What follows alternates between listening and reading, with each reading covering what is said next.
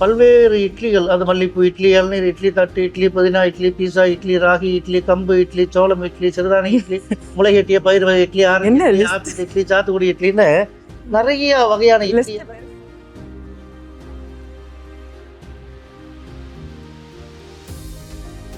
அது மாதிரி கொஞ்சம் கொஞ்சமாக முயற்சி எடுத்தோம். அந்த பெரிய 124.800 கிராம்ல பெரிய இட்லி ஒன்று செய்து கின்னஸ் ரெக்கார்ட் பண்ணேன். பல்லு போன தாத்தால இருந்து பைபாஸ் அறுவை செஞ்சவங்க வரைக்கும் எப்போதும் எந்த நேரமும் எந்தவித உடல் உபாதையும் தராத உணவுன்னா அது இட்லி. தாய்ப்பாலுக்கு அடுத்தபடியா ஒரு கொடுக்கப்பட்ட உணவு குழந்தைகளுக்கு இட்லி தான். கரெக்ட்.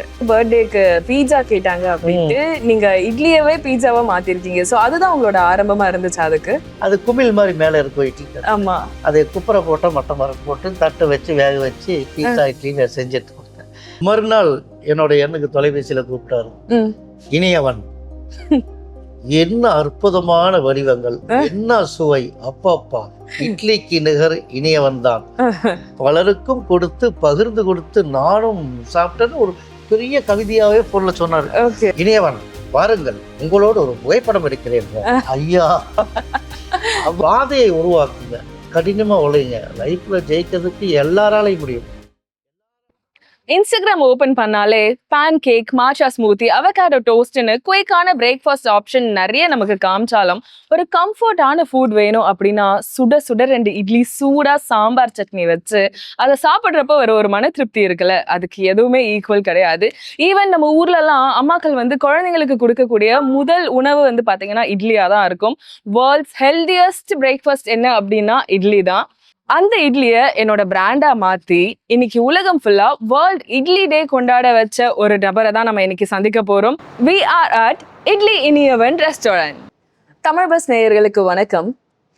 ஒரு சாதாரண விஷயத்த சாதனையா மாற்றி அமைக்கிறது எப்படி அப்படின்றத பத்தி தான் இன்னைக்கு நான் பேச போறேன்.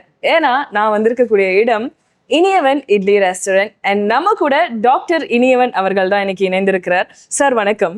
வணக்கம். எப்படி இருக்கீங்க? நல்லா இருக்கு. ரொம்ப சந்தோஷமா இருக்கு உங்களோட இன்னைக்கு நான் மீட் பண்றது.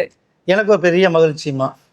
ஏன்னா ஏதோ ஒரு வகையில் மக்களுக்கு ஏதாவது ஒரு அவங்களுடைய ஒரு முன்னேற்றத்திற்கு ஏதாவது மெசேஜ் கொண்டு போக முடியுமா, அதன் மூலியமா யாருக்காவது ஒரு நாள் ஒரு துளி முன்னேற்றத்துக்கு நம்ம பயன்படுவோமா அப்படிங்கிற ஒரு எண்ணத்தோடு எங்களை மாதிரி சுய முயற்சியாளர்களை தேடி பிடிச்சு அவங்ககிட்ட இருக்கக்கூடிய அனுபவத்தை எல்லாம் மக்களுக்கும் பார்வையாளர்களுடைய சேர்த்தக்கூடிய துபாய் தமிழ் பஸ் நேயர்களுக்கு நேயர்களுக்கும் உங்கள் குழுவினருக்கும் என் மனமார்ந்த நன்றிகள் வாழ்த்துக்களும். ரொம்ப ஹாப்பி சார். ஏன்னா கண்டிப்பா நம்ம யார் வேணாலும் இன்னைக்கு ஏதாவது ஒரு விஷயத்த செஞ்சுட்டு போயிட்டே இருக்கலாம். ஆனா இத்தனை வருஷமா உங்களோட எக்ஸ்பீரியன்ஸை நீங்க எங்களுக்கு சொல்றப்ப எதெல்லாம் பண்ணணும் பண்ணக்கூடாது அப்படின்ற ஒரு தெளிவு கிடைக்கும். ஸோ அதுக்காக தான் இப்போ முதல்ல நான் என்ன கேட்க விரும்புறேன்னா, நிறைய பேர் பார்த்தீங்கன்னா என்னென்னமோ ட்ரை பண்ணுவாங்க. பட் சாதாரண ஒரு விஷயம் இட்லி தானே, சில வீடுகளில் பார்த்தீங்கன்னா ஐயோ இன்னைக்கு என்னம்மா இட்லியா அப்படின்னு கூட நம்ம கடந்து போயிருக்கோம். ஆனால் அந்த இட்லியை இன்னைக்கு நான் என் பிராண்டாக மாற்றிருக்கேன். அதுவும் வேர்ல்ட் இட்லி டே கொண்டாடுற அளவுக்கு நான் ஒரு விஷயத்த மாற்றிருக்கேன். உங்களுக்கு எப்போ இந்த ஒரு ஸ்பார்க், ஒரு டேர்னிங் பாயிண்ட் எப்போ உங்களுக்கு வந்துச்சு? இல்லைம்மா, பொதுவாக நான் எதை செய்தாலுமே அதில் ஈடுபாடோடு செய்யக்கூடிய ஒரு குணம் எனக்கு இயல்பாகவே இருந்தது. நான் ஒரு ஆட்டோ ஓட்டுநராக இருக்கும்போது ஒரு பெண்மணி, ஒரு இட்லி வியாபாரம் பண்ணக்கூடிய ஒரு பெண்மணியோடைய ஒரு சவாரி கிடைக்குது. அவங்கள கூட்டிகிட்டு போகிறேன், வர்றேன். அப்புறம் என்னுடைய பழக்க வழக்கங்களுக்கு பிடிச்சி போய் அவங்களுக்கு கொஞ்சம் உதவியாக வச்சுக்கிறாங்க. அப்போ நான் அவங்க செய்கிற இட்லியை கொண்டு போய் கடையில் கொடுக்கறது, பைசா வாங்கிட்டு வந்து கொடுக்கறது, இந்த மாதிரி அதுக்கெல்லாம் என்னோட ஆட்டோவை அவங்க பயன்படுத்தி. உங்களுக்கு என்ன வயசு இருக்கும் சிறப்பு? அப்போ 1994 97 வரைக்கும் 3 வருடங்களும் அவங்க கூட இருந்தேன். நீங்க மென்ஷன் பண்ணிருக்கீங்க நிறைய இடங்கள்ல சந்திரா அம்மா அவங்களுக்கு ஒரு துணையா இருந்தோம். ஓகே. அப்போ என்னுடைய படிப்புனா நான் 8வது வரைக்கும் ஸ்கூலுக்கு போயிருக்கேன். அருமையான குடும்பம் தான். ஸ்கூலுக்கு போனதே மத்தியானம் ஒரு வேளை சாப்பாடு கிடைக்கிறதுக்கு தான் ஸ்கூலுக்கே போயிருக்கேன். அது நிறைய நிகழ்ச்சிகள் நான் சொல்லியிருக்கேன். அப்புறம் 8வதுக்கு அப்புறம் நான் ஏதோ சின்ன சின்ன இதெல்லாம் செஞ்சிருந்தாலும் கூட ஏதோ ஒரு வியாபாரம் தான் எனக்கு சரியாக இருக்கும். ஏன்னா என்னுடைய நான் பயின்ற எனக்கு கல்வி தகுதியோ அல்லதுக்கு வேற ஏதாவது தொழில் பண்ணணும்னா முதலீடுக்கோ இதுக்கும் வழியில்லை. இட்லி வியாபாரம் பண்றதுக்கு பெருசா முதலீடு தேவையில்லை அப்படிங்கிறது ஒண்ணு. அந்த அம்மா கிட்ட நான் அந்த இட்லி செய்யக்கூடிய அந்த பக்குவமெல்லாம் கற்றுக்கிட்டதும் ஒன்று. ஓகே. அப்போ அது மூலியமாக சரி இட்லி செய்கிறோம் அப்படின்னு இட்லி செஞ்சுட்டு இருந்தோம். எதை ஒன்றுமே நம்ம வந்து என்னமோ கஷ்டப்பட்டு செய்யறத விட இஷ்டப்பட்டு அதை செய்ய ஆரம்பிக்கும்போது அதில் கூடுதல் நமக்கு ஒரு துயரமே தெரியாது, கஷ்டம் தெரியாது, கஷ்டம் தெரியாமல் செஞ்சுருவோம். பிடிச்ச வேலையை இஷ்டப்பட்டு செய்யணும். நம்ம செய்யணும். அப்போ அது மட்டும் இல்லாமல் அதில் ஒரு தனித்தன்மை இருந்தால் தான் நமக்கு தெரியும். கரெக்ட். அப்போ இட்லிங்கிறது ஒரு சாதாரணமான பார்வையாக எல்லாருக்கும் இருந்தது. ஆனால் அதுக்குள்ளேயே என்னோட வெற்றி இருக்கும்னு நான் உணர்ந்தேன். அப்போ இட்லின்ற வியாபாரம் ஆயிடுச்சு. அந்த இட்லி வியாபாரத்தை சரியாக செய்கிறது எப்படி அப்படின்னு வடிவங்களையும் சுவைகளையும் முதல்ல வடிவங்களை மாற்ற ஆரம்பிச்சேன். ஏன்னா பல்லு போன தாத்தாலேருந்து பைபாஸ் அறுவை செஞ்சவங்க வரைக்கும் எப்போதும் எந்த நேரமும் எந்தவித உடல் உபாதையும் தராத உணவுன்னா அது இட்லி தான். டாக்டர்ஸே வந்து நமக்கு உடம்பு சரியில்லைன்னா இட்லி சாப்பிடுங்க. பொதுவாக நோய்க்கு தகுந்த மாதிரி மாத்திரை மருந்து வேறையா இருந்தாலும் உணவு பட்டியலில் முதல்ல இட்லி இல்லை இடியாப்பம் பிரெட்டு இந்த மாதிரியான மூடிய நிலையில நீராவியில வேகிறதுனால அந்த இட்லியில எந்த விதமான பிரச்சனையும் இல்லை. வேற எந்த உணவு சாப்பிட்டாலும் அந்த உணவு செமிக்கிறதுக்கே அந்த உணவில் இருக்கக்கூடிய சத்து பாதி செலவு பண்ணணும். இட்லி அப்படி அல்ல, எளிதில் ஜீரணமாகக்கூடிய உணவு. அதனால தான் அந்த அறுவை சிகிச்சை செஞ்சதுக்கு அப்புறம் கூட இட்லியை கொடுக்கணும்னு சொன்னாங்க. அதுலேயும் முக்கியமா தாய்ப்பாலுக்கு அடுத்தபடியா ஒரு கொடுக்கப்பட்ட உணவு குழந்தைகளுக்கு இட்லியா இருந்தது. இன்னைக்கு நிறைய உணவுகள்லாம் நிறைய வந்துருச்சு. அன்னைக்கு அப்படி அல்ல. அந்த குழந்தைக்கு போதுமான அளவுக்கு அம்மாட்ட பால் கொடுக்க முடியாட்டி கூட ஒரு இட்லியை வாங்கிட்டு வந்து அது பால் ஊற்றக்கூடிய அந்த மாதிரி ஒரு அற்புதமான உணவு. அப்போ அந்த உணவு அதிலே நம்ம கொஞ்சம் பிடிக்கலன்னு சில பேருக்கு இட்லி பிடிக்கல. இன்னைக்கு ஆரோக்கியம் சுவை இதெல்லாம் தாண்டி பார்வைக்கு அப்படிங்கிற மாதிரி அந்த பிரசன்டேஷன் தான் எல்லாரும் எதிர்பார்க்குறாங்க நிறைய. அதனால இன்னைக்கு என்னென்னமோ உணவுகள்லாம் இருக்கு. ஆனால் இட்லி ஒரே மாதிரி ஒரே வடிவங்கள் காலம். ஆனா அதை நீங்க சேஞ்ச் பண்ணிட்டீங்கல்ல, அதுவும் வந்து எல்லாருக்கும் பிடிச்ச மாதிரி நீங்க சேஞ்ச் பண்ணிருக்கீங்க. குழந்தைங்களுக்கு ஏத்த மாதிரி ஒரு வடிவத்துல கொடுக்குறீங்க, பெரியவங்களுக்குமே அது வந்து ரொம்ப இம்ப்ரெஸ் பண்ணக்கூடிய ஒரு ஷேப் எல்லாம் எடுத்துட்டு வந்தீங்க. இது எப்படி நீங்க என்ன, நான் வந்து ஒரு இன்டர்வியூல படிச்சேன் ஆக்சுவலா, உங்க பொண்ணு வந்து பர்த்டேக்கு பீட்சா கேட்டாங்க அப்படின்ட்டு நீங்க இட்லியவே பீட்சாவா மாத்திருக்கீங்க. ஸோ அதுதான் உங்களோட ஆரம்பமா இருந்துச்சு அதுக்கு? ஆமா, ஏதாவது வீடுகள்லேயே இப்போ பொதுவாக நான் இட்லிங்கிறது எல்லாத்தையும் கொண்டு போய் சேர்த்தணும் அப்படிங்கிற ஒரு இதில் இருக்கும்போது என்கிட்டயே என் பையன் என்கிட்டயே பீஸா அப்படிங்கும்போது அப்போ அந்த பீஸாங்கிறத நம்ம இட்லியாக செஞ்சு மாற்றி கொடுப்போம் அப்படின்னு. அன்னைக்கு மழை வேறு வந்துட்டு இருந்தது. அப்படியாப்பா பீஸா கேட்குறாங்களே, பையன் கேட்குறானே. ஏன்னா பையன் குழந்தைங்க மேலே அவ்வளோ அலாதியான பிரியம். சின்ன வயசுல எங்களுக்கு நாங்கள் என்ன கேட்டாலும் கிடைக்காத ஒரு சூழல், அவ்வளோ பெரிய நம்ம பிள்ளைங்களுக்கு அதனால குழந்தைங்க சரின்னா அன்னைக்கு மத்தியானம் பொதுவாக எங்கள் வீட்டில் இரவு எப்பவுமே அதிகமாக இட்லியோ தோசையோ மாவு இருக்கும். நான் ஒரு வட்டை தட்டை எடுத்து அதில் மாவு போட்டு மத்தியானம் மிச்சமத்தை கூட்டு பொரியல் எல்லாம் அதில் போட்டு கொஞ்சம் காய்கறிகள் அறுத்து போட்டு இட்லி பானைக்குள்ளே வச்சு அது குமிழ் மாதிரி மேலே இருக்கும் இட்லி தட்டு. அதை குப்பரை போட்டால் மட்டை மரம் போட்டு தட்டை வச்சு வேக வச்சு பீஸா இட்லின்னு செஞ்சுட்டு கொடுத்தேன். நல்லா இருக்குன்னு சுவையாக இருக்குன்னு சாப்பிட்டாங்க. அப்புறம் அதே மற்ற வியாபாரத்துக்கும் பயன்படுத்துறோம். நாங்கள் இது வரைக்கும் நிறைய வகையான இட்லி செய்து விதவிதமாக ஒரு மிக்கி மவுஸ் மாதிரி அங்க இருக்குல்ல மிக்கி மவுஸ் இட்லி, அந்த மிக்கி மவுஸ் மாதிரியான ஒரு முயற்சியில் ஒரு இட்லி செய்தோம். மிகப்பெரிய குழந்தைகளை கவரக்கூடிய இட்லி ஒன்று செய்தோம். அந்த மிக்கி மவுஸ் கரடி பொம்மை மாதிரி நிறைய எல்லாம் பண்ணியிருந்தோம். அதை ஒரு செய்தித்தாள்ல போட்டிருந்தோம். அந்த மோல்டிங்ஸ்லாம் எப்படி நீங்க ரெடி பண்ணீங்க? ஆமா, அது வந்து ரொம்ப மெனக்கட்டும். இன்னைக்கு அது நிறைய பக்கம் கிடைக்குது. ஆமா, ஏன்னா அது ஆரம்ப காலத்துல உங்களுக்கு கஷ்டம் இல்லை. ஆமா, அது சும்மா இருக்கும்போது ஒரு நண்பர்கிட்ட போய் அவர்கிட்ட சொல்லி அது மாதிரி டை மாதிரி அடித்து வாங்கிட்டு வந்து அது ரொம்ப மெனக்கட்டும். பொதுவாக இட்லி அப்படிங்கிறது இப்போ தோசை வந்து ஒரு பெரிய தோசை ஊற்றணுன்னா ஒரு 100 தோசைக்கல் வாடகை கட்டு வந்து அந்த விளிம்பில் இருக்கக்கூடிய அந்த எல் சேனல் மட்டும் கட் பண்ணி அணைச்சி வச்சுட்டு தோசை ஊற்றி முடித்த உடனே மறுபடியும் அதை வெல்டு வச்சு கொடுத்துடலாம். இட்லிங்கிறது அப்படி அல்ல. இட்லிங்கிறது மூடிய நிலையில தண்ணிக்கு படாம தாவியில வேகிற மாதிரி அந்த பாத்திரம் வடிவமைக்கிறது தான் எங்களுக்கு பெரிய கஷ்டம். இப்ப 25 கிலோல நாங்க இட்லி ஒன்று செஞ்சோம்னா அடுத்தது 50 கிலோ செய்யும் போது இந்த 25 கிலோ பாத்திரம் பயன்படாது. அது மாதிரி கொஞ்சம் கொஞ்சமாக முயற்சி எடுத்தா அந்த பெரிய 124.800 கிராம்ல பெரிய இட்லி ஒன்று செய்து கின்னஸ் ரெக்கார்ட் பண்ணி ரெக்கார்ட் பண்ணேன். அதுக்கு ரொம்ப மெனக்கெட்டு இருப்பீங்க இல்லையா? அவ்வளோ பெரிய ஓராண்டு காலமா அதுக்குண்டான பயிற்சியில எடுத்தோம். ஒரு மாதம் முழுவதும் அந்த இட்லியை தயார் பண்றதுக்கான, ஏன்னா நடுவுல வேகாது. அப்போ நான் அதுக்காக நிறைய மெனக்கெட்டு ஒரு 13-14 இட்லி வேஸ்ட் ஆச்சு. எத்தனை கிலோ மாவு அதுக்கு ரெடி பண்ணீங்க? மொத்தம் இட்லியோட எடை வந்து 124.800. அதுக்கு எவ்வளவு அரிசி போட்டேன் எவ்வளவு மாவு போட்டேன்னு கணக்கே பார்க்க முடியாது. ஏன்னா நான் அந்த அளவு செய்து விரயமாயி தான் கடைசியா தான் அதை முடிச்சோம். அது எனக்கு பெரிய ஒரு பிளாட்ஃபார்ம் கொடுத்துச்சு. நிறைய மக்கள்கிட்ட செய்தி நீங்க ரீச் ஆனீங்க. இந்த அது இல்லாமல் இந்த கார்ட்டூன் ஒரு வடிவங்கள்ல எல்லாம் குழந்தைகளை கவரக்கூடியதுக்கு இட்லி பிடிக்கல அப்படிங்கிறவங்கள பிடிக்க வைக்கணும் அப்படின்னா முதல்ல அது வடிவங்களை மாற்றணும். அப்புறம் அதுக்கு ஒரு சுவையை கொடுக்கணும். பொதுவாக இட்லி அப்படின்னா அதுக்கு தனியான சுவை இல்லை. சட்னி கூட சேர்ந்தா அது ஒரு சுவை, சாம்பார் கூட சேர்ந்தா அது ஒரு சுவை, நான்வெஜ் கூட அப்படி இருக்கும்போது இட்லிக்கே தனியாக சுவையை கொடுத்தா என்ன அப்படின்லாம் கொஞ்சம் நான் எனக்கு நானே எக்ஸ்பெரிமெண்ட் பண்ணீங்க. அப்படித்தான் இந்த மிக்கி மவுஸ் எல்லாம் இட்லி செய்ததன் விளைவு முதல்வர் ஐயா தளபதி மு.க. ஸ்டாலின் அவருடைய மனைவி துர்கா அம்மா இனி அவன் குழந்தைகளுக்கு மிக்கி மவுஸ் இட்லி, தலைவருக்கு இளநீர் இட்லி கொடுத்து அனுப்புங்கன்னு சொல்லி அம்மா கேட்பாங்க. உங்களுக்கு எப்படி டைரக்டா கால் பண்ணாங்களா? எப்படி அந்த மொமெண்ட் உங்களுக்கு அமைஞ்சது? அது டைரக்டா அப்படின்னா நம்ம நினைச்சிட்டு இருக்கிறோம் அது மிகப்பெரிய ஒரு இடம், சாம்ராஜ்யம், மகாராணி மாதிரி. அப்படி இல்லை, நான் தான் அப்படிதான் நினைச்சிட்டுலாம் இருந்தேன். சரி, ஏன்னா நம்ம எல்லாரும் அப்படிதானே நினைச்சிட்டு இருப்போம். ஒரு முதல்வர் வீடுனா அப்படிதானே இருக்கும். அப்படிதான் நானும் நினைச்சிட்டு இருந்தேம்மா. இட்லி எல்லாம் கேட்பாங்க, ஒரு உதவியாளர் கேட்பாங்க. நான் போய் சொல்லி கொண்டே கொடுத்துட்டெல்லாம் வருவேன்.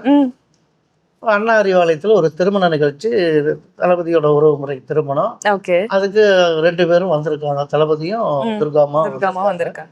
உட்காந்து அவங்க சாப்பிட்டு இருக்காங்க. அந்த திருமணத்துக்கு நாங்க தான் ஆர்டின் இளநீர் இட்லி ஆர்டர் எங்களுக்கு தான். நாங்கள் உங்களோட கேட்டரிங் தான். கேட்டரிங் வேற ஒருத்தர், இட்லி மட்டும் எனக்கு சொல்லியிருக்காங்க. அந்த கேட்டரிங் மூலியமா நான் அங்கே போகும்போது இவங்ககிட்ட உட்காந்து சாப்பிட்றது பார்த்த உடனே இவங்களுக்கு எங்கள் இட்லி ரொம்ப பிடிக்கும். நான் ஓடி போய் ஒரு பிளேட்டில் ஒரு 4 இட்லி சூடாக எடுத்து வந்துட்டு, அம்மா ஒரு இட்லின்னு, வேண்டாம் போதும் அப்படின்னாங்க. ஏன்னா திரும்பி மேலே பார்க்கல, போதும் சர்வ் பண்ணுறவங்க தான் நினச்சிட்டு போதும் சாப்பிட்டேன் அப்படின்னாங்க. அம்மா மிக்கி மவுஸ் இட்லி எப்படிமா இருந்தது? ஐயோ இனி ஒன்று நீங்களா? ரொம்ப ரொம்ப அருமையா இருந்தது. மிச்சம் இருந்தது ஃப்ரிட்ஜில் வச்சு மறுநாள் சூடு பண்ணி சாப்பிட்டேன். அப்படியே புளிக்குழம்பு நல்லா இருக்கு, பத்திரமா எடுத்து வை, நாளைக்கு ஆகும், நம்ம வீடுகளில் பேசுற மாதிரி. அவ்வளோ ஒரு சாதாரண ஒரு குடும்ப பெண்மணி மாதிரி தான் பேசிட்டு, தலைவர்கிட்ட இட்லி எல்லாம் ஊற்றி கொடுப்பாங்க. நீங்க காசே வாங்க மாட்டேங்கிறீங்க, அதான் எனக்கு சொல்ற கஷ்டமா இருக்குமா. உங்களுக்கு இட்லி கொடுக்குறேன்னு சொன்னதே எனக்கு எவ்வளவு பெரிய விஷயம். அந்த மாதிரியான ஒரு எளிமையான ஒரு அற்புதமான, நம்ம ஒரு இமேஜினேஷன்ல இருப்போம், இவங்க எல்லாம் இப்படிதான் பேசுவாங்க, இப்படிதான் பிஹேவ் பண்ணுவாங்கன்ட்டு. இல்ல அப்படியும் இருக்காங்க, அப்படியும் சில பேர் இருக்காங்க. முக்கிய இடம் வரைக்கும் எங்க இட்லி போனாலும் அதோடைய ரெஸ்பான்ஸ் என்னன்னு வராது. நான் இட்லி கொடுத்துட்டு வந்து இரவு நான், என் மனைவி, என் குழந்தையெல்லாம் உட்காந்து சாப்பிட்றதுக்கு உட்காரும்போது 9:47 மிகச்சரியா ஃபோன் வருது. பார்த்தா அம்மையார் பேசுறதுக்கு, அம்மையார், அம்மா வணக்கம், இனியவன் ரொம்ப ரொம்ப நல்லா இருந்தது, ரொம்ப நல்லது, வந்தவங்கெல்லாம் கெஸ்ட் எல்லாம் சாப்பிட்டுட்டு ரொம்ப சந்தோஷப்பட்டு போனாங்க. அப்படியான ஒரு குணம் படிச்சவங்க. உதவியாளர்கிட்டயோ யாரு அவர்கிட்ட இனியவன்கிட்ட சொல்லியிருப்பாரு சொன்னா முடிஞ்சு போச்சு. அந்த அம்மையாரு எனக்கு ஐயாவும் சாப்பிட்டாரு, தளபதிய ஐயாவும் சாப்பிட்டாரு, எல்லாரும் நம்ம இட்லி சாப்பிட்டாங்கன்றத தாண்டி அவங்க சொன்ன விதம் உங்களுக்கு மன நிறைவா இருந்திருக்குல்ல. இது அந்த மாதிரியான ஒரு மனிதர்கள் அவங்கலாம் சூப்பர். அதுவும் அந்த அம்மையார் எல்லாம் ஒரு சாதாரண வீட்டு பெண்மணி மாதிரி. கொஞ்சம் கூட நானும் முத்தமிழறிஞர் கலைஞருடைய மருமகள்னோ எனக்கு பெரிய அந்த ஒரு தலைக்கணமே இல்லாத ஒரு முதலமைச்சருடைய மனைவியாகவோ துணை முதல்வரோட அம்மானாலும் அது மாதிரிலாம் கொஞ்சம் கூட அப்படி அந்த மாதிரி ஒரு எளிமையான ஒரு அம்மையார். அம்மாட்ட, அம்மா என் பொண்ணு டாக்டர் ஆயிட்டாங்க, நீங்க ஆசீர்வாதம் பண்ணணும், எப்போ வர்றீங்கன்னு. அம்மா நீங்க சொல்லுங்கம்மா. சரி, நாளைக்கு காலை 10 மணிக்கு வாங்க. அப்படின்னா அப்போ பொண்ணை வாழ்த்தி எல்லாம் சொன்னாங்க. அந்த மாதிரி ஒரு எளிமையான நல்ல மனிதர்கள், நல்ல குணமுள்ள மனிதர்கள். நீங்க நம்ம நிறைய போட்டோஸ் வந்து உங்களோட வால்ஸ்ல வச்சிருக்கீங்க. ஸோ உங்களோட மெமரிஸ் தான் இல்லையா? வைரமுத்து சாரோட ஒரு போட்டோ பார்த்தோம். வைரமுத்து ஐயாவோட சந்திக்கிறதுக்காக போகும்போது அவர் பொதுவாக அந்த தமிழ் உணர்வாளர்கள், தமிழ் மேல ஒரு பற்றுகளை எல்லாம் அடிக்கடி கூப்பிட்டு பேசுவார். அப்படி நான் அவருக்கு என்னை ஒரு அமைப்பு மூலியமாக கூப்பிடும்போது நான் போய் பேசி வரும்போது நான் இட்லி எல்லாம் கொஞ்சம் கொண்டு போயிருந்தேன். அவருக்கு உணவுக்காக கொடுத்துருந்தேன். அவர் அந்த இட்லியை சாப்பிட்டுட்டு மறுநாள் என்னோட எண்ணுக்கு தொலைபேசியில் கூப்பிட்டாரு. இனியவன், என்ன அற்புதமான வடிவங்கள், என்ன சுவை, அப்பா இட்லிக்கு நிகர் இனியவன் தான், பலருக்கும் கொடுத்து பகிர்ந்து கொடுத்து நானும் சாப்பிட்டேன்னு ஒரு பெரிய கவிதையாவே போன்ல சொன்னாரு. பெரிய ஒரு பாராட்டும் கிடைச்சது. ஐயாவுடைய புத்தக வெளியீட்டு விழா, அது அவர் ஆண்டுதோறும் திருவள்ளுவர் தினத்தன்னைக்கு அவர் பக்கத்தில் இருக்கக்கூடிய திருவள்ளுவர் சிலைக்கு மாலை அணிவிச்சு மரியாதை செய்து அன்னைக்கு எல்லாருக்கும் உணவு பரிமாறுவார். அப்போ அந்த பொறுப்பெல்லாம் எங்ககிட்ட சொல்லுவார். நாங்கள் போய் அந்த இட்லி எல்லாம் செஞ்சுட்டுலாம் கொடுத்துட்டு வருவோம். அதுக்கு முன்னாடி தொகையெல்லாம் கொடுத்துருவாரு. அப்படி எங்கள் மேலே ஒரு பெரிய ஒரு அன்பு. அவர் ஒரு புத்தகம் வெளியீட்டு விழா நிகழ்வுல தான் பேசினார். ஒரு முறை அவருடைய பிறந்தநாள் நிகழ்வு, அத்தனை பேர் இருக்காங்க. இனியவன், வாருங்கள், உங்களோடு ஒரு புகைப்படம் எடுக்கிறேன். ஐயா, அவரு கூட போட்டோ எடுக்கிறதுக்கு தான் எத்தனை பேர் வெயிட் பண்றாங்க, எத்தனை பேர் காத்து கிடக்குறாங்க. அவர் பெருமைப்படுத்துறார். எங்களை மாதிரி ஒரு சுய முயற்சியாளர்கள், அது ஒரு தமிழர், ஒரு உணர்வாளர் அப்படிங்கிற ஒரு அப்படின்னாலே அவர் சொந்தமா நினைச்சுக்கிறார். இப்ப இந்த உணவகம் திறப்பு விழாவுக்கு அவரு வாங்க இனியவன் அப்படின்ட்டு அந்த பிஸியான நேரத்திலையும் கூட எனக்காக ஒரு வீடியோ வெளியிட்டு இனியவனுடைய உழைப்பு இது மாதிரி இருக்கு, இது மாதிரி செய்யணும், அப்படி ஒரு அற்புதமான மனிதர். அதெல்லாம் சம்பாரிச்சு வச்சோம் அந்த இட்லியால. இப்போ நீங்க இத்தனை வருஷம் உங்களோட கேட்டரிங், இந்த இட்லி சர்வீஸ் மட்டும் தான் பண்ணிட்டு இருந்தீங்க. இதுதான் உங்களோட முதல் கடை இல்லையா? ஆமாம். ஆனா ஏன் தமிழ்நாட்டுல இருந்து டைரக்டா ஷார்ஜால உங்களோட முதல் கடையை திறந்திருக்கீங்க? இல்லை, பொதுவாக எனக்கு ஹோட்டல் துவக்க சொல்லி பல பேர்கிட்ட அழைப்பு வந்தது. நிறைய பேர் சொன்னாங்க. எங்களுக்கு திருமணம் மற்றும் நிகழ்ச்சிகளுக்கு எல்லாமே பல்க் ஆர்டர் போய் செய்யறது, இது மாதிரி செஞ்சுட்டு இருந்தோம். எனக்கு ஒரு பொண்ணு, ஒரு பையன் படிப்பை முடிக்கணும். எனக்கு இங்கே பார்த்துக்கிறதுக்கு நான் என்னோட சொந்த ஊர் கோயம்புத்தூர், இங்கே நான் மட்டும்தான் இருக்கேன். ஒரே நேரத்தில் 2 மைலை துரத்தி ஒன்றும் கூட பிடிக்க முடியாது போச்சுன்னா என்ன செய்யறதுன்ற ஒரு பயமும் இருந்தது. ஏன்னா நான் காணாத வறுமையை கண்டவன். உங்க கதையை நிறைய படிச்சிருக்கேன். ரொம்ப ரொம்ப வறுமைனா வறுமை, அந்த மாதிரியான வறுமை யாரும் கற்பனை கூட செஞ்சு பார்த்துக்க முடியாது. அந்த அளவுக்கு உணவுக்கு வழி இல்லாமல் ஒரு இடத்துல இருந்து இன்னைக்கு சென்னையில சொந்த வீடு, இது குழந்தைகளை மகளை மருத்துவம் படிக்க வச்சிருக்கேன். இந்த மாதிரியான ஒரு இடத்துல இருக்கோம். அப்போ கூடுதலா நான் இன்னொன்றுக்கு கவனம் செலுத்தும் போது இதை நான் விட்டுற முடியாது, விட்டா என்ன செய்யறதுன்ற ஒரு பயமும் இருந்தது. அது மட்டும் இல்லை, நான் இன்னைக்கு பல்வேறு இட்லிகள், அது மல்லிப்பூ இட்லி, இளநீர் இட்லி, தட்டு இட்லி, புதினா இட்லி, பீஸா இட்லி, ராகி இட்லி, கம்பு இட்லி, சோளம் இட்லி, சிறுதானி இட்லி, முளைகட்டிய பயிர் வகை இட்லி, ஆரஞ்சு ஆப்பிள் இட்லி, சாத்துக்குடி இட்லின்னு நிறைய வகையான இட்லி பெருசா போயிட்டே இருக்கேன். நிறைய வகையான இட்லி எல்லாம் செய்துட்டு உங்க வீடுகள்ல குழந்தைகளுக்கு நீங்க இப்படி எல்லாம் செஞ்சு கொடுங்க. இட்லிங்கிறத நீங்க நல்ல ஊட்டமுள்ள உணவா மாத்தி கொடுக்க முடியும். சர்க்கரை நோயால் பாதிக்கப்பட்டிருக்கிறவங்க சப்பாத்தியோ மற்ற உணவோ சாப்பிட்டுட்டு செமிக்காம வயிற்று பிரச்சனை இந்த மாதிரிலாம் இருக்கா, நீங்கள் இட்லியே கொடுங்க. அதுலேயும் இன்னைக்கு உணவு முறையில் கொஞ்சம் நிறைய நம்ம மாற்ற வேண்டியது இருக்குது. கண்டிப்பாக. சிறுதானியங்கள் அது என்னன்னே தெரிய மாட்டேங்குது. இன்னைக்கு எங்களுடைய உணவகத்தில் உள்ள வந்தவுடனே பார்வைக்கப்படும்படி திருக்குறள்லாம் கூட நாங்கள் எழுதி, நான் அதை தான் கேட்கணும்னு நினச்சேன். நீங்க வந்து 8th ட்ராப் அவுட் அப்படின்றது நம்ம எல்லாருமே பார்த்துருக்கோம். ஆனா இங்க வந்தா உங்க புத்தகங்கள் நிறைய அடுக்கி வச்சிருக்கீங்க, திருக்குறள் வந்து சுத்தி சுத்தி எழுதி வச்சிருக்கீங்க. உங்களுக்கு என்ன இன்ஸ்பிரேஷன்? இதை வந்து உங்களுக்கு ரொம்ப பிடிச்ச விஷயமா நீங்க இதை வந்து? ஆமாம்மா, எனக்கு தமிழ் மேல பற்றுதல் ரொம்ப அதிகம்.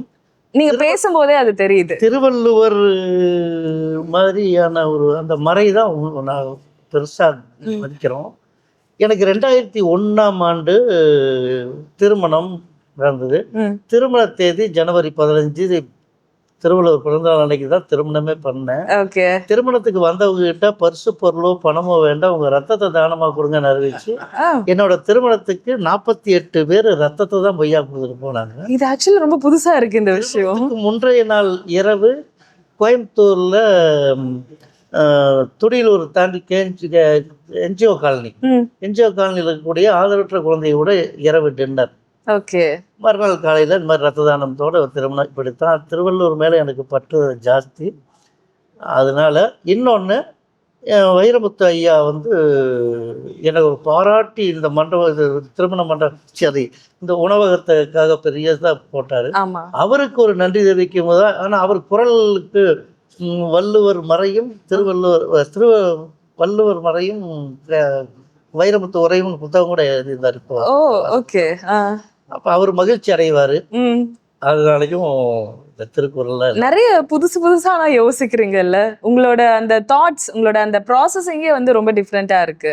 நீங்க இந்த ஆரம்ப காலத்துல வந்து இட்லி தான் உங்களோட ஒரு ட்ரேட்மார்க்கா மாத்தணும்னு நினைக்கிறப்ப நிறைய பேர் வந்து ஒரு டீமோட்டிவேட் பண்ணிருக்கலாம். எப்படியும் நம்ம சொந்தக்காரங்க வந்து இதெல்லாம் எப்படி செட் ஆகும், இதெல்லாம் ஏன் பண்ற, அந்த மாதிரி ஏதாவது உங்களுக்கு அந்த இல்ல அது இருக்குமா? அதாவது இன்னைக்கு அடையாளப்படுத்துற வரைக்கும் அந்த அசிங்கமா நினைப்பாங்க. வெளியில விடுங்க. நான் ஒரு சின்னதா ஒரு கார் வாங்கியிருந்தேன். முதல்ல ஆம்னி கார் மாதிரி ஒன்று வாங்கியிருந்தேன். வெளியே போற சைக்கிளு, பைக்கு அப்படின்னு கொஞ்சம் கொஞ்சமான ஒரு வளர்ச்சி ஒரு காரு. அந்த கார்ல இட்லி இனியவன் எழுதிருந்தீங்க. ஏன்னா இட்லி இனியவன் சொன்னதா தெரியும் நிறைய பேருக்கு. இட்லி இனியவன் சொல்லி எழுதியிருந்தேன். அதுல என் மனைவி, என் மகன் கூட ஏற மாட்டாங்க. ஏன் அப்படி எழுதிருக்க?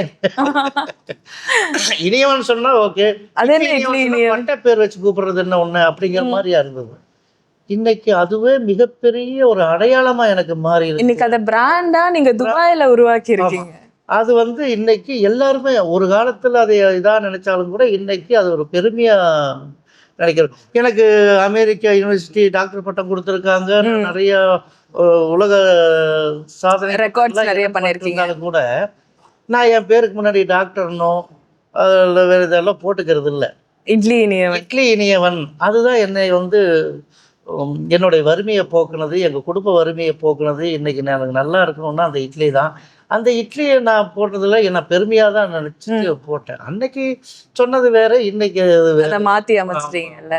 ஓகே. இப்போ உங்களோட அந்த ஆரம்ப காலம் எங்களுக்கு நல்லாவே தெரியும். இன்னைக்கு நிறைய சக்சஸ்ஃபுல் பர்சன் இருக்காங்க இல்லையா, அவங்க எல்லாருமே ஸ்டார்டிங்ல ரொம்ப ஸ்ட்ரகிள் பண்ணி நிறைய வறுமையை பார்த்துட்டு தான் வந்திருப்பாங்க. ஆனா இத்தனை வருஷம் நீங்க கடந்து வந்துட்டீங்க. இன்னைக்கு வெற்றி அப்படின்றது உங்களுக்கு என்ன, அதுக்கு தெளிவாவே உங்களுக்கு தெரியும். ஸோ இன்னைக்கு இருக்கிற ஜென்ரேஷனுக்கு நான் இந்த தப்பெல்லாம், இந்த மிஸ்டேக் எல்லாம் அந்த டைம்ல பண்ணிட்டேன் ஆரம்ப காலத்துல, இதெல்லாம் நீங்க பண்ணாம இருந்தீங்கன்னா உங்களோட பிசினஸ்ல நீங்க சக்சஸ் ஆகலாம் அப்படின்னா என்ன விஷயங்களை நீங்க ஷேர் பண்ணுவீங்க?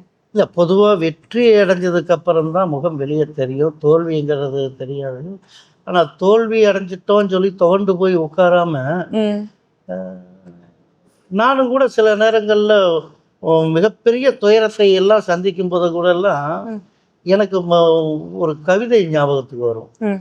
உளிகள் விழுவது வலி என அழும் கற்கள் சிற்பங்கள் ஆகாது. அது நான் பாக்கியாங்கிற ஒரு பத்திரிகையில், பாக்கியராஜோட பத்திரிகையில் எத்தனையோ ஆண்டுகளுக்கு முன்னாடி படிச்சிருக்கீங்க. அந்த படிப்பு மட்டும் இல்லாமல் நம்ம என்ன செய்யறோமோ அதை தெளிவாக செய்யணும், சரியாக செய்யணும். எக்ஸாக்ட்லி. முயற்சியும் பயிற்சியோடு செய்து ஆகணும். வெற்றிங்கிறது உடனே கிடைச்சிறதல்ல. கண்டிப்பாக. விழித்து எழுந்தவுடன் கிடைப்பதல்ல வெற்றி, விழுந்து விழுந்து எழுந்தவனுக்கு கிடைப்பதுதான் வெற்றின்னு சொல்லுவாங்க. நீங்க ஆரம்பத்துல இதெல்லாம் நம்ம சொல்லியிருந்தா யாரும் கேட்டிருக்க மாட்டாங்க. ஆனா இன்னைக்கு நம்ம வந்து சக்சஸ் ஆகிட்டோம். இப்ப நாம சொன்னா அதை கண்டிப்பா கேட்பாங்க. கண்டிப்பா. அதாவது அதனாலதான் நீங்களே வந்திருக்கீங்க. கரெக்ட். அது மாதிரியான ஒரு மெசேஜ் மக்கள்கிட்ட கொண்டு போகணும். முடங்கி கிடக்கிற இளைஞர்களை முதுகெலும்பு அப்படி தட்டி விட்டா போதுங்க. அவனுக்கு விஷயம் தெரிஞ்சா போதும். ஓ, என்னாலே முடியும். நான் சொன்னேன் 8வது வரைக்கும் ஸ்கூலுக்கு போயிருக்கேன், சாப்பாட்டுக்காக தான் போயிருக்கேன். இன்னைக்கு பல்வேறு கல்லூரியில போய் செமினார்ங்கிற கொடுக்குற அளவுக்கு நீங்க கூப்பிடுறாங்க, போறோம். அப்பெல்லாம் நான் முதல்ல எனக்கு கொஞ்சம் தயக்கமா இருந்தாலும் இப்போ அந்த மாதிரி கூப்பிடும்போது ஒரு மகிழ்ச்சியா சந்தோஷமா அதுக்கு முக்கியத்துவம் கொடுத்துட்டு போயிடுறேன். காரணம், அந்த ஒரு நான் கடந்து வந்த பாதையை அவங்க கூட பகிர்ந்துட்டு வரும்போது, சார் நாங்களும் எப்படியாவது சார் லைஃப்ல பண்ணுவோம் சார் அப்படி அவங்க எல்லாம் வந்து எங்களோட புகைப்படம் எடுத்துக்கிட்டு நிறைய விஷயம் உங்ககிட்ட தெரிஞ்சுக்கிட்டோம் சார், லைஃப்ல நாங்களும் ஜெயிக்க முடியும் அப்படி நம்பிக்கை வந்துருச்சு அப்படின்னு சொல்லும்போது நம்மனால யாருக்காவது ஒரு துளி ஏதோ ஒரு ஹாப்பினஸ் நம்ம மனசுக்குள்ள இருக்கு. கொடுத்தோம்னாலே அது ஒரு மகிழ்ச்சி தான் நமக்கு. இந்த பூமியில பிறந்திருக்கிறது தானே பயன். கண்டிப்பா. அப்போ நல்ல விஷயங்களுக்காக இது போய் தேவை அப்படின்னு சொல்லுவோம். இன்னைக்கு அதனால அந்த இளைஞர்கள் எதையும் ஒரு எடுத்த உடனேயே வெற்றிக்கனையை தொற்றுவோம் அப்படிங்கிறதல்ல.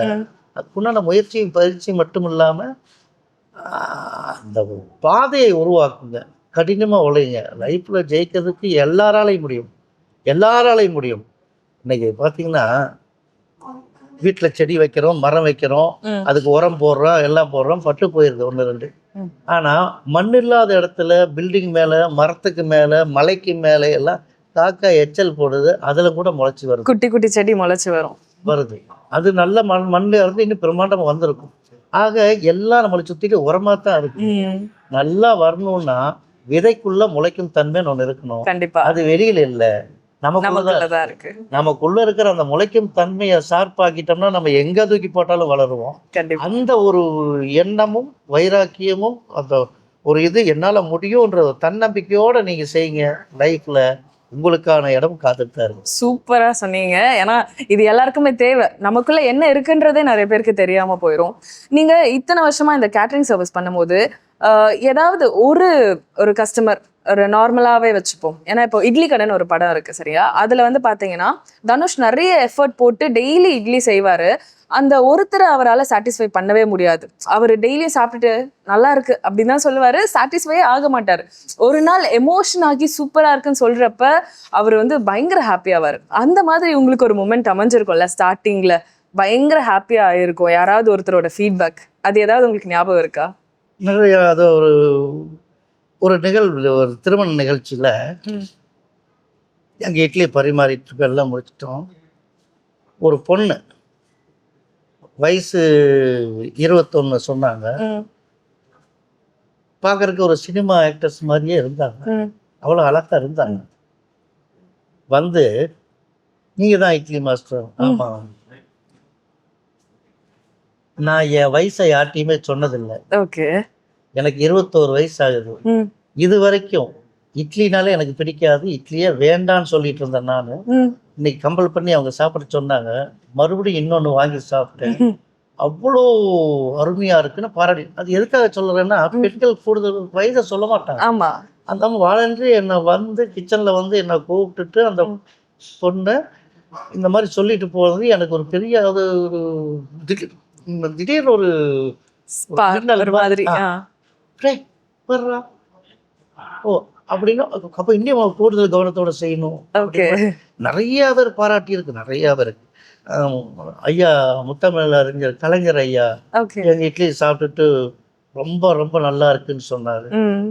அழகி அண்ணன் பையன் கல்யாணம் முறையில அந்த திருமணத்துக்கு ஒரு பால் பேடா ஸ்வீட்டு, 2 இட்லி கைப்படாத, அதாவது சில்வர் பாயில் கப்புலையே இட்லி ஊத்துறவங்களோ எடுக்கிறவங்களோ பரிமாறுறவங்களோ கையே படாது.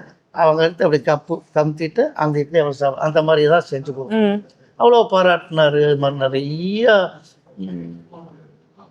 ஆக்டர்ஸ், எங்கள் அண்ணன் நக்கீரன் அண்ணன், நக்கீரன் கோபாலண்ணன்லாம் அவ்வளோ கூட்டு பாராட்டி அவங்க அக்கா பையன் கல்யாணத்தை இனிவன் நீங்கள் தான் இருந்து பண்ணி கொடுக்கணும் அப்படிங்கிற மாதிரிலாம் நிறைய பாராட்டுகள் நிறையா பக்கத்துல வந்திருக்கு. ஆனால் அந்த ஒரு பொண்ணு சொன்ன முதல் அதை வளரும் போது அந்த அந்த ஒரு இன்னைக்கு வரைக்கும் உங்க மனசுல அது நிக்குது. எப்பவுமே நமக்கு ஆரம்பத்துல கொடுத்த காம்ப்ளிமெண்ட்ஸ் தான் நம்மள இன்னும் ஓட வைக்கும். நம்ம வளர்ந்ததுக்கு அப்புறம் ஓகே இது எனக்கு தெரியும், நிறைய பேர் பாராட்டி இருக்காங்கன்னு சொல்லுவாங்க. பட் முதல்ல நமக்கு கிடைக்கிற அந்த பூஸ்ட் தான் நம்மள நிறைய ஓட வைக்கும் இல்லையா? ஓகே, ஸோ இப்போ நீங்க ஹோட்டல் ஓபன் பண்ணியாச்சு, அடுத்து உங்களோட கோல் என்ன? நீங்க எதை நோக்கி இப்போ நீங்க போயிட்டு இருக்கீங்க அடுத்து? இந்த ஹோட்டல் இது மட்டும் தானா இல்ல துபாய் ஃபுல்லா பிரான்ச், தமிழ்நாடு இந்த மாதிரி பிளான்? எனக்கு இதெல்லாம் ஒரு பெரிய ஒரு இதுல கனவு இல்லம்மா. என்னுடைய கனவு பெரிய கனவு. ஐநா சபையில் இருக்கக்கூடிய தலைவர்களுக்கு எல்லாத்துக்கும் ஒரு நாள் இட்லி செஞ்சு கொடுக்கணும். ரஷ்யா, இலங்கை, மாஸ்கோல எல்லாம் போயிட்டு எல்லாம் செஞ்சுட்டு வந்திருக்கோம். எனக்கு ஒரு நாள் ஏதாவது ஒரு நாள் வாய்ப்பு கிடைச்சதுன்னா அந்த ஐநா சபையில் இருக்கிற தலைவர்கள் எல்லாம் இருக்கும்போது அவங்களுக்கு இட்லி செஞ்சு கொடுக்கும். ஏன்னா இட்லிங்கிறதோட உன்னதத்தை உலகம் முழுவதும் கொண்டு போகணும். அது ஒன்று. இன்னொன்று, மஞ்சள், பாசுமதி இதுக்கெல்லாம் ஏதோ நாடெல்லாம் காப்புரிமையை வாங்கி வச்சுக்கிட்ட மாதிரி இந்த இட்லிக்கு யாரும் வாங்கிடக்கூடாது. அது தமிழ்நாடு அரசோ இல்லை இந்திய அரசாங்கமோ நமக்கானதாக நமக்கு எனக்கெல்லாம் இல்லை, நாட்டுக்காக. அப்படி வேற ஏதாவது பேட்டன் வாங்காமே இருக்கணும். அதுக்கு ஒரு அவங்க நாட்டு ஃபுட்டுன்னு அதை மாத்திக்க கூடாது. ஆனா உலகம் முழுவதும் இந்த இட்லி போய் சேரணும். ஓகே, அது ஒன்று தமிழோட பெருமையும் அது உலகம் ஃபுல்லா போய் சேரணுங்கிறதுல எனக்கு ஒரு கனவு இருக்கு.